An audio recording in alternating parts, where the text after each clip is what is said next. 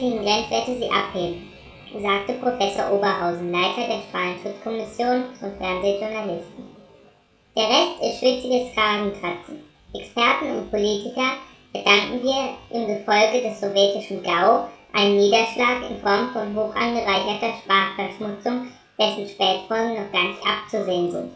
Denn obwohl die Extremvorsorge der Grenzbelastungswert und die nicht akute Gesundheitsgefährdung offenbar dreiste Lügen darstellen, haben sie sich bereits im Sprachgebrauch abgelagert.